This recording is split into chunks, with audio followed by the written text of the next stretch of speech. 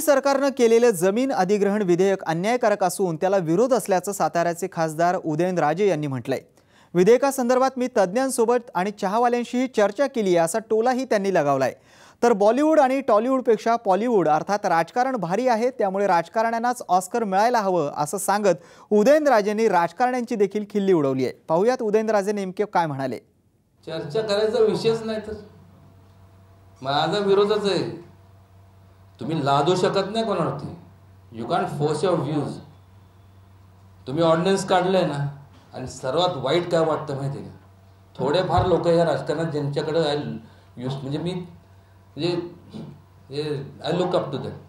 सोमनाथ चॅटर्जी एक होतं आणि दुसरं प्रणब मुखर्जी।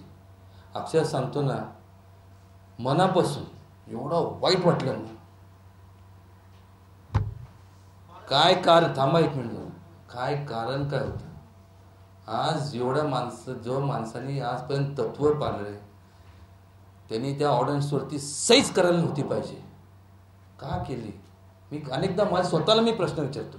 मला वाटते जसं हे बॉलिवूड हॉलिवूड ह्या सगळ्यांपेक्षा जास्त म्हणजे पॉलिवूड आहे। पॉलिवूड अभिनय करा तर आमच्यासारख्यांनी